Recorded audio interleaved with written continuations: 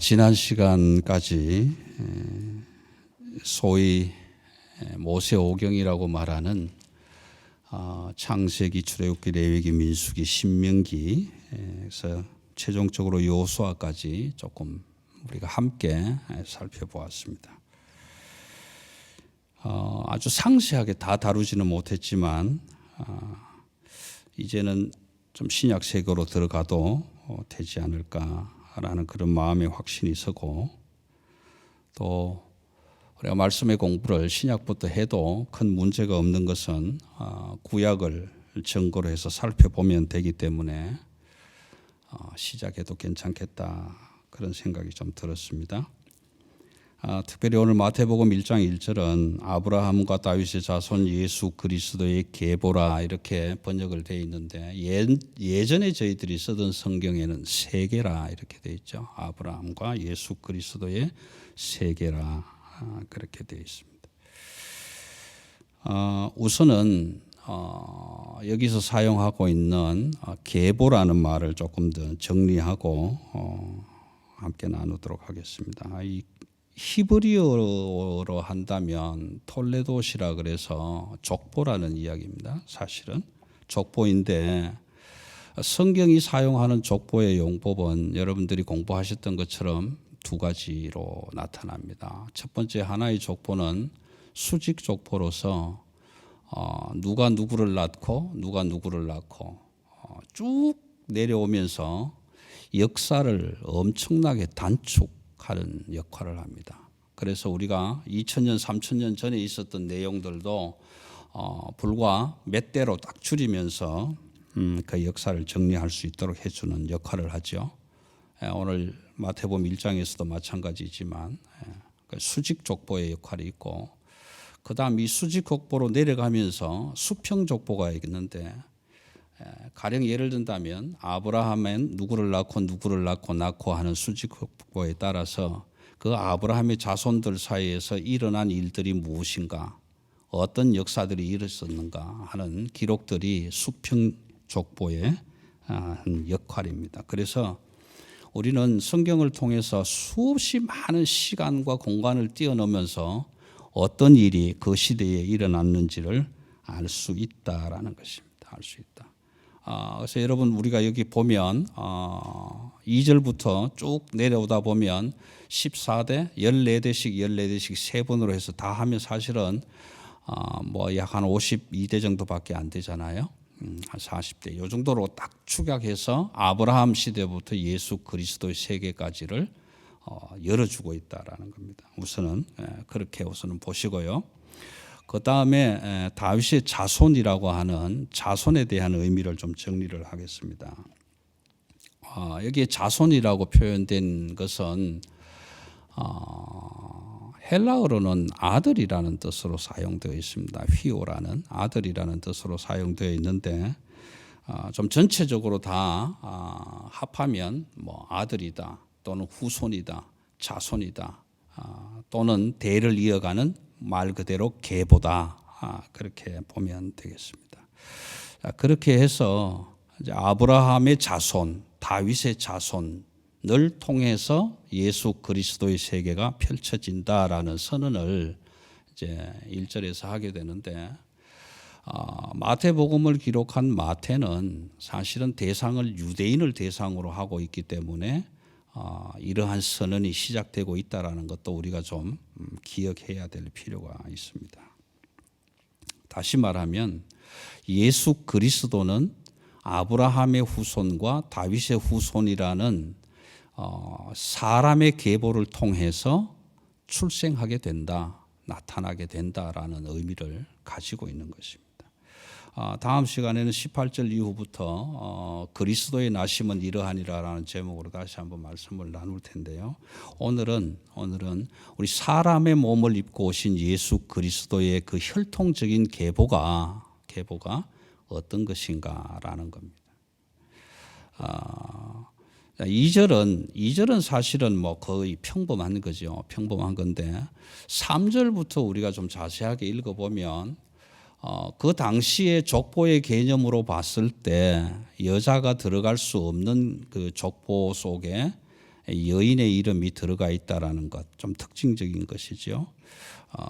여인의 이름이 들어가 있을 뿐만 아니라 그 여인들 안에는 아주 명망이 있고 좋은 가문 또는 이름 있는 그런 여인들이 들어와 있는 것이 아니라 사실은 들어와서는 안 될 것 같은 그런 이름들이 경전 안에 들어와 있다라는 것입니다.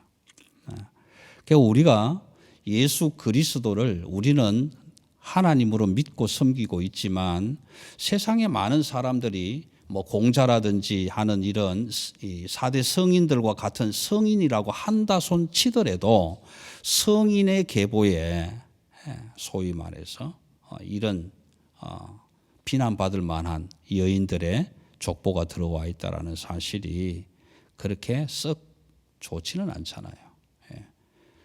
저희도 읽으면서 이런 건 좀 뺏어도 될는데 왜 집어넣었을까 하는 이런 의문들이 있죠. 질문들이. 한번 보겠습니다. 3절에 유다는 다말에게서. 여러분 유다와 다말의 이야기는 창세기 38장에서 우리 얘기가 되고 있죠. 여러분 잘 아시다시피 유다와 다말 관계는 며느리도 되고 시아버지도 되고 이런 상황이 되는 거죠. 되는 겁니다. 그런데 사실 창세기 38장이 삽입장 같이 끼워져 있지만 이 유다와 다말의 관계가 기록되지 않으면 다윗의 계보를 연결해 갈 수가 없더라라는 겁니다. 다윗의 계보가 연결되어지지 않더라. 그래서 물론 사사기와 룻기를 통해서 지향하는 지향점이 다윗이 어떻게 태어나게 되는가, 룻기 마지막에도 오벳의 계보가 소개되는 것처럼 이런 부분이 없으면 연결해 갈 수가 없더라 그런 이야기입니다. 그 다음에 또 하나 중요한 것은 5절에 가면 살몬은 라합에게서 보아스를 낳고 이제 사실 룻기 이야기거든요. 그런데 우리가 알기로는 여호수아를 공부해 보면 여리고성의 기생이라는 이름으로 나오는 사람이 라합인데 이 거룩한 경전 안에 예수 그리스도의 계보 안에 믿음의 조상이라고 하는 아브라함의 족보 속에 왜 이런 여인들을 넣었어야만 하는가라는 것이죠. 보아스를 낳고 보아스는 룻에게서 오벳을 낳고 오벳은 이새를 낳고 이새가 다윗 왕을 낳았다. 그런데 그 다음 나오는 문제도 그렇지 않습니까? 다윗은 이름은 밝히지 않습니다. 바세바라고 우리가 알고는 있지만 다윗은 우리아의 아내에게서 솔로몬을 낳았다. 솔로몬 말고도 다른 아들이 하나 있지만 결국 죽는데 여기는 일반적으로 평범한 사람들의 계보잖아요. 계보입니다. 정리는 좀 이따가 하고 8절부터 내려가면 물론 솔로몬도 왕이지만 8절부터 내려가면 이제 왕들의 역사 계보를 기록을 합니다. 아사는 여호사밧을 낳고 이렇게 쭉 나가서 바벨론으로 잡혀갈 때까지 여고냐의 그 형제들을 낳으니라. 사실 여기에 여고냐는 우리가 뭐라고 하죠? 이거 중간에 이쪽 저쪽도 아니고 이렇게 끼어 있는 깍두기라고 하나요? 그런 의미로 지금 여고냐는 사실 들어와 있는 겁니다. 왜냐하면 포로의 시기가 언제인가를 알려주는 상황에서 사실 다윗의 왕통은 끊어지는 상황입니다. 왜냐하면 바벨론으로 포로가 잡혀가 버렸기 때문에. 그래서 중간에 다시 말씀을 한번 드릴 텐데 생략되는 왕들도 있고 역사 기록이 아주 간단하게 넘어가는 왕들도 많습니다만 폐위된 왕들은 취급하지를 않습니다. 오늘 이 마태복음의 족보에서는. 그래서 이 두 부분을 놓고 한번 말씀을 드리겠습니다. 여러분, 저와 여러분이 비록 선한 아버지 어머니가 못 되었을지라도 우리의 후손들을 통해서는 믿음의 자손들이 태어날 수도 있다. 내가 어머니로서 설령 하나님 앞에 올바로 서지 못했을지라도 나를 통해서 태어나는 아이들은 하나님의 사람으로 세움 받을 수 있다. 그러니까 여러분, 우리가 말씀드리지만 나의 어떠함 때문에 내가 구제를 많이 하고 전도를 많이 하고 교회 봉사를 많이 했기 때문에 하나님의 계보, 예수 그리스도의 족보 안에 들어가는 그런 의미는 아니다라는 것입니다. 아니다. 내가 비록 못났을지라도 하나님의 은혜로, 하나님의 자비하심으로 이 계보 안으로 들어갈 수 있는 은혜는 열려져 있다라는 거죠. 왕들의 역사가 마찬가지거든요. 아사, 여호사밧 이런 왕들이 쭉 나오잖아요. 이런 왕들이 나오는데 이 왕들이 다 선한 왕이냐? 다 하나님이 보시기에 다윗의 길을 따라가고 선한 일을 했느냐? 그렇지 못했다라는 거예요. 그렇지 못했다. 다 선하지 않은 왕들이 많다. 그런데 묘하게도 아버지는 악했는데, 아버지는 악한 왕이었는데 그 악한 왕 밑에 다음 왕을 이어받는 아들은 선한 왕도 있었다. 악한 왕을 통해서도 선한 왕이 나올 수가 있고 선한 왕을 통해서도 악한 왕이 나올 수도 있다. 나올 수도 있다라는 이런 계보들을 우리에게 좀 보여주고 있다라는 것입니다. 보여주고 있다. 그래서 오늘 이 본문 속에서 나타내고자 하는 것은 첫 번째는 예수 그리스도의 인간적인 혈통이 어떤 것이냐. 어떤 혈통, 어떤 이렇게 피를 흘러서 예수 그리스도라는 우리가 지금 하나님으로 섬기는 그러니까 역사적인 이름으로 얘기하자면 예수라고 해야 되겠죠. 여호수아, 예수가 태어났는가라는 것입니다. 이런 관계 속에서 볼 때 저와 여러분이 나는 하나님 앞에 죄인인데 내가 어떻게 나는 구제도 많이 못했는데 전도도 많이 못했는데 내가 어떻게. 여러분, 우리가 전도를 뭐 한 100명 했다고 칩시다. 내가 열심히 나가서 전도를 100명 했다. 그렇게 해서 이 교회로 인도했다라고 해도 그 전도한 어떠함 때문에 내가 구원의 반열에 서일 수 있는 자격은 안 된다라는 거죠. 안 된다. 사실 가장 중요한 것은 믿음일 텐데. 내가 아무리 전도하고 하나님을 믿지 않는다면 그게 무슨 소용이 있느냐. 고린도전서 13장에서는 그렇게 표현하지 않습니까? 내가 사람의 방언과 천사의 말을 할지라도 사랑이 없으면 아무것도 아니다. 사랑이 없으면 아무 유익이 없다. 내가 아무리 하나님 앞에서 선한 척, 잘난 척, 그것 때문에 하나님의 계보에 들어갈 수 있는 자격은 안 된다라는. 사실 척하는 사람들 중에 가장 대표적인 사람이 저희잖아요. 목사들이 가장 잘난 척 하잖아요. 자기는 하나님의 말씀을 다 지키는 것처럼 계속 손가락질하고 지적하고 집사님 그러시면 안 됩니다. 장로님 그러시면 안 됩니다. 이렇게 하잖아요. 사실 자기는 자기를 가장 잘 포장하는 기술을 가지고 있는 사람들이 목사들입니다. 자기는 전혀 그렇지 않으면서 집사보다 못하면서 장로보다도 못하면서 평신도보다 못하면서도 목사라는 직함 때문에 그러시면 안 됩니다. 그러는 거죠. 여러분, 우리가 오늘 하나님의 계보로 들어갈 수 있는 유일한 방법은 나를 하나님 앞에서 포장하는 기술로는 안 된다. 나의 출신 성분이 어떠하든지 간에 하나님의 은혜와 사랑 안에 그 하나님을 믿는 믿음 안에 거할 때만 가능하다라는 겁니다. 가능하다. 그래서 16절 말씀은 이렇게 얘기를 합니다. 야곱은 마리아의 남편 요셉을 낳았으니 마리아에게서 그리스도라 칭하는 예수가 나시니라. 여러분, 성경을 묵상하실 때 조금 더 깊이 있게 읽으시라고 자꾸 말씀을 드리기는 하지만 잘 쉽지 않은 일입니다. 쉽지 않은 일인데 야곱은 마리아의 남편 요셉을 낳았다. 여기까지는 아주 정상적으로 흘러왔잖아요. 그런데 그 다음 딱 들어가면서 마리아에게서 그리스도라 칭하는 예수가 나시니라. 지금 마리아는 남편이 있어요? 없어요? 있어요? 없는 것처럼 보이잖아요.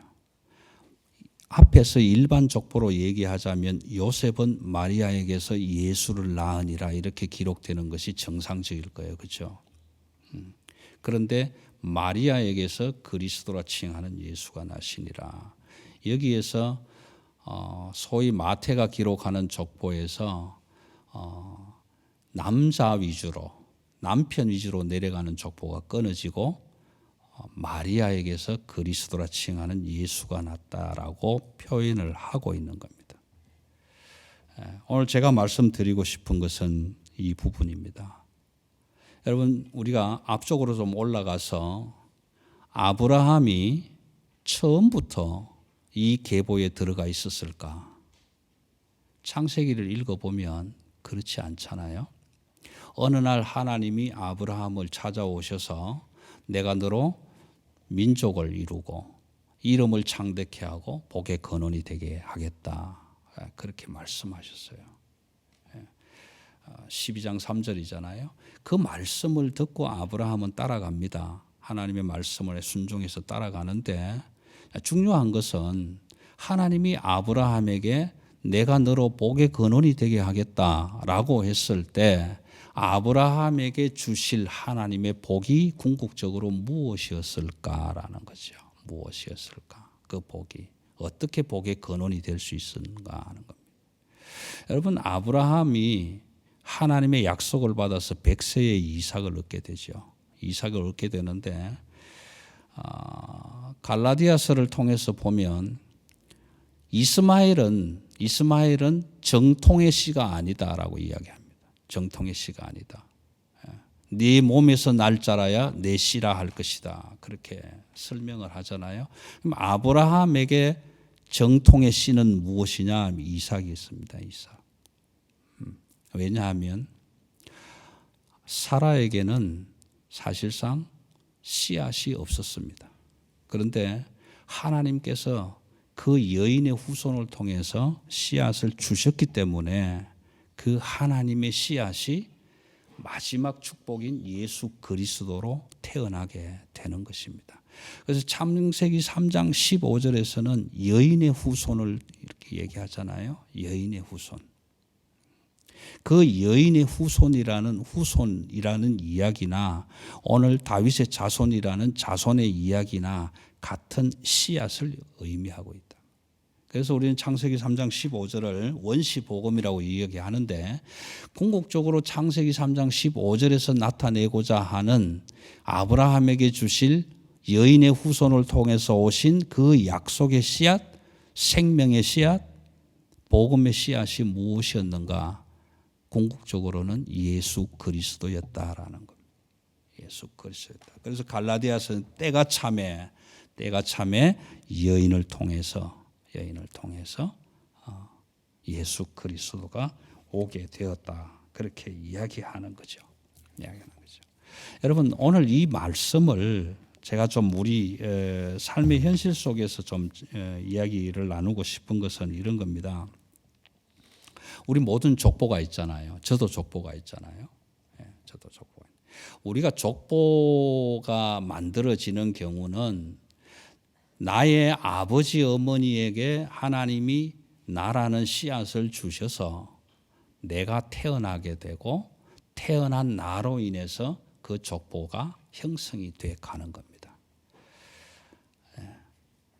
마리아에게 하나님의 씨앗을 생명의 씨를 허락하여 주셔서 그 생명의 씨앗이 태동되고 태어남으로 인해서 예수 그리스도가 태어나고 예수 그리스도가 태어난 그 사실 때문에 우리는 예수 그리스도의 계보 안으로 들어갈 수 있다라. 여러분, 마리아는 예수를 낳았다. 그러므로 그 계보 안에 안 들어가도 된다. 그런 의미는 아니잖아요. 그런 의미를 가진다면 지금의 캐톨릭하고 별 다를 바가 없습니다. 마리아가 예수라는 전능하신 하나님의 아들을 낳았기 때문에 우리는 마리아를 숭배한다, 예배한다. 그런 경우는 이 계보에 들어갈 수 있는, 마리아는 이 계보에 들어갈 수 있는 조건이 못 되죠.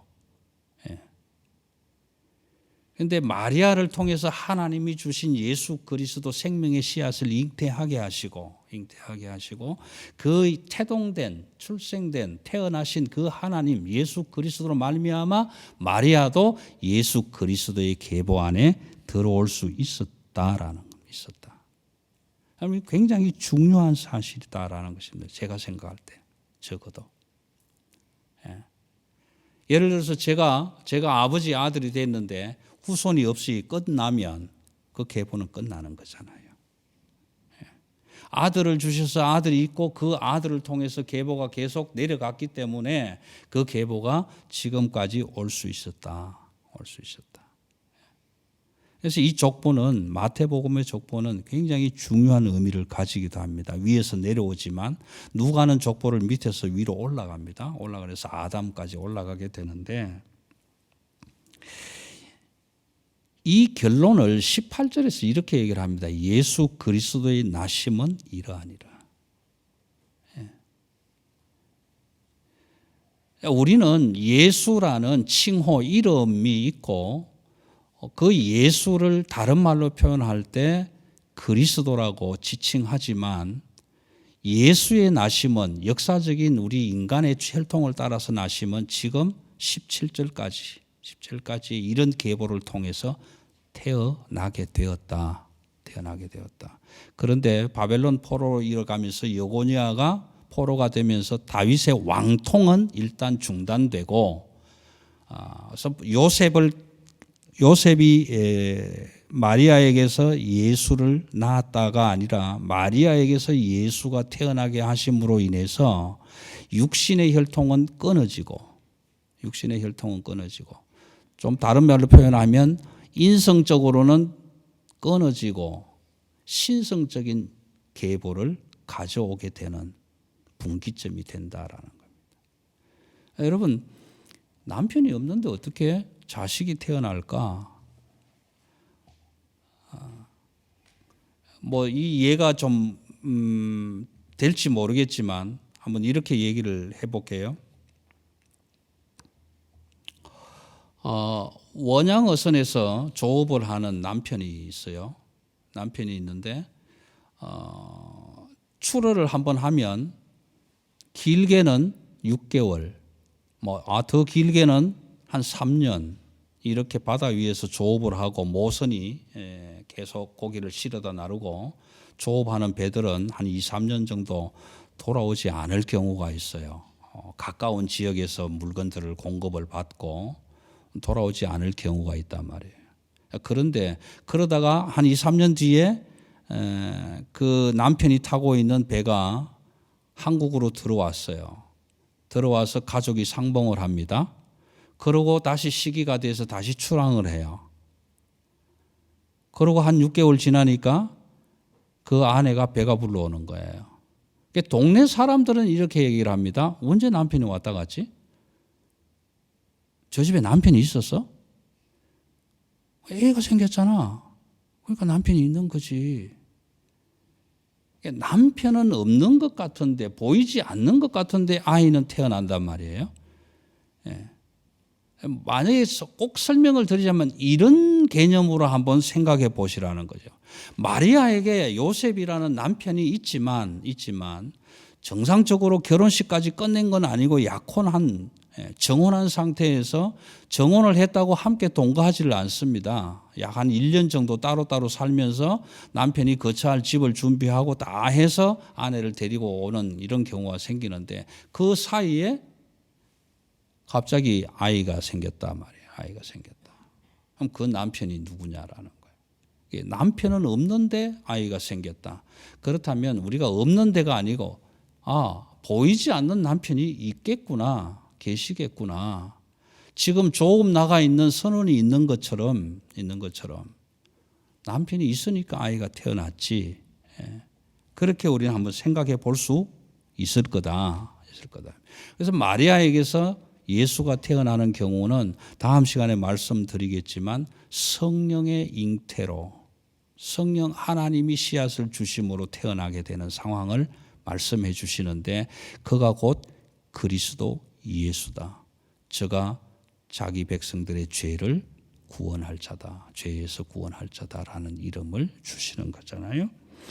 그럼에도 불구하고 마태가 유대인을 대상으로 해서 마태복음을 기록했지만 그럼에도 불구하고 유대인들은 지금도 안 믿죠. 여전히 메시아가 와야 된다고 기다리고 있는 상황이죠. 우리는 어떤가라는 겁니다. 그러면 우리는 유대인들은 이 마태복음서가 기록이 되었어도 그건 우리하고 상관이 없다. 우리는 메시아가 다시 와야 된다라고 기다리고 있는 상황이라면 오늘 우리의 실상은 어떤가? 우리는 지금 내 안에 들어와 계신 예수 그리스도, 하나님의 생명의 씨앗, 생명의 떡, 생명의 생수로 내 안에 들어와 계신 그 예수 그리스도를 소지하고 있는가? 담지하고 있는가? 내 안에 모시고 있는가?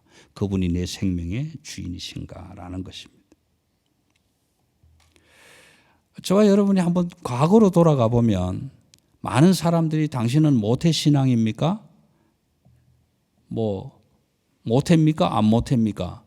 이렇게 묻겠지만 모태이든 안 모태이든 간에 내가 어떤 경로로 누구를 통해서 복음을 접했든 간에 그 복음의 씨앗을 내가 받아들임으로 인해서 내 안에 잉태되는 예수 그리스도 그분이 계실 것이다. 그래서 우리는 성령이 내주하는 성전이 되는 것이고 그러므로 우리는 예수 그리스도 계보 안에 함께 줄 서 있는 하나님의 백성들이다라는 것입니다. 많은 사람들이 신성과 인성을 놓고 수많은 싸움을 하고 오래전부터 많은 사람들이 이 논리를 주장을 하다가 죽기도 많이 했지만 오늘 마태복음은 분명하게 구약을 인용해 오면서 하나님이 태어나심은 만세전부터 계획된 하나님의 계획으로 사람의 혈통을 통해서 나오게 하시되 하나님의 영원한 생명의 씨앗을 받아 태어난 예수, 그가 곧 그리스도다. 그래서 21절에는 아들을 낳으리니 이름을 예수라 하라. 이는 그가 자기 백성을 그들의 죄에서 구원할 자이심이라. 그렇게 선언하고 있는 겁니다. 여러분 기회가 되시면 누가복음 족보를 다시 한번 읽어보시면 아시겠지만 누가복음의 족보는 여성 쪽을 중심으로 해서 올라갑니다. 마태는 남성 중심으로 내려오고 그래서 낳고라는 말을 계속 쓰게 되고 그런데 묘하게 16절에서 그 패턴을 싹 바꾸게 되는 거죠. 바꾸게 되는 겁니다.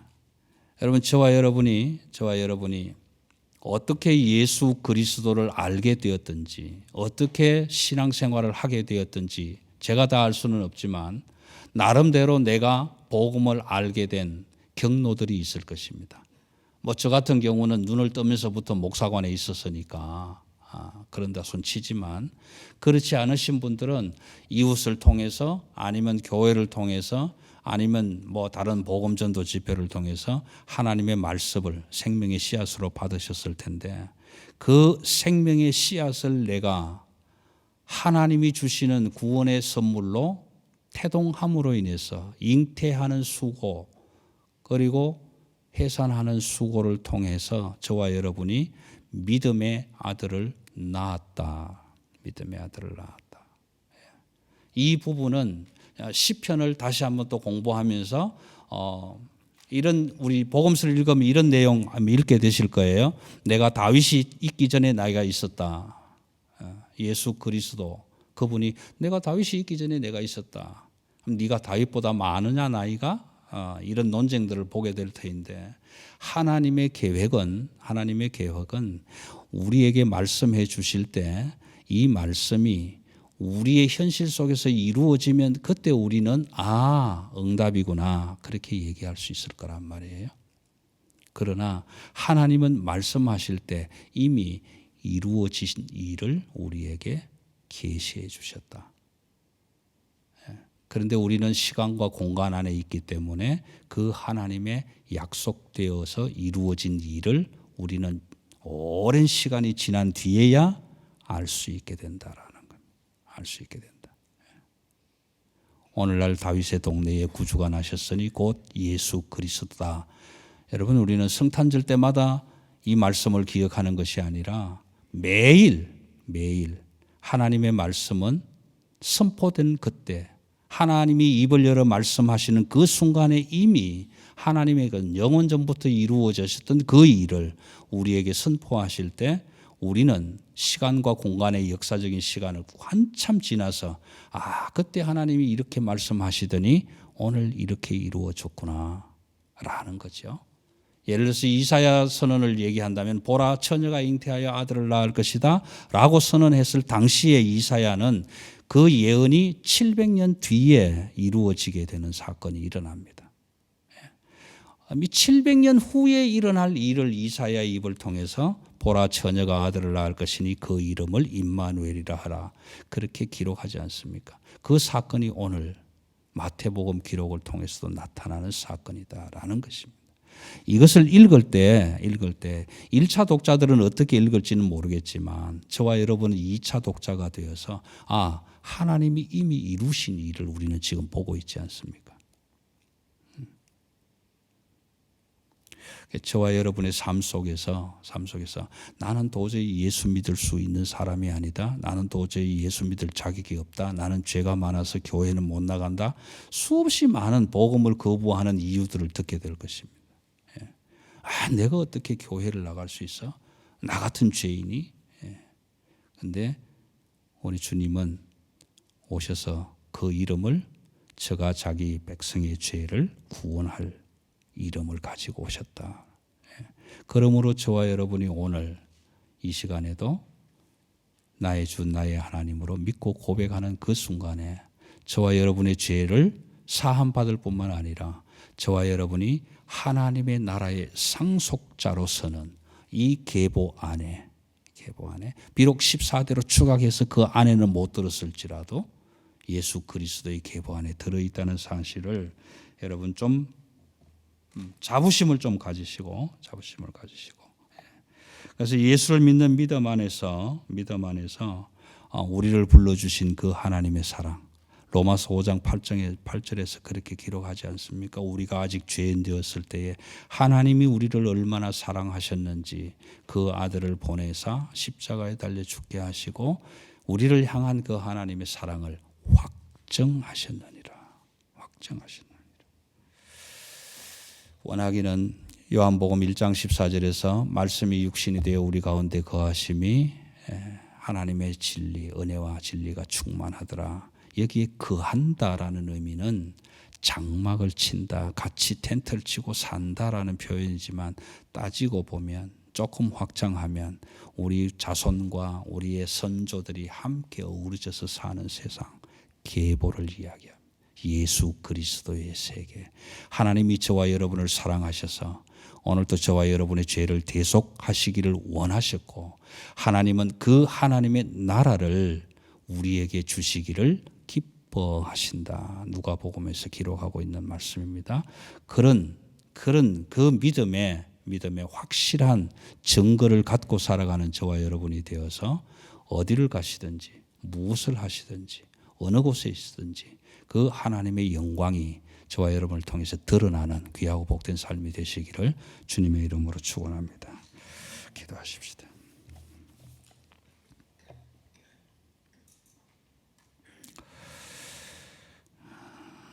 뜻이 하늘에서 이룬 것 같이 땅에서도 이루어진다는 고백을 우리는 날마다 합니다.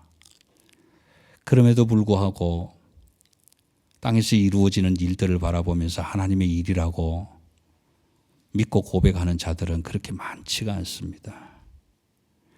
오늘 우리는 마태를 통해서 기록한 예수 그리스도, 우리 주님의 그 육신적인 혈통을 살펴보았습니다.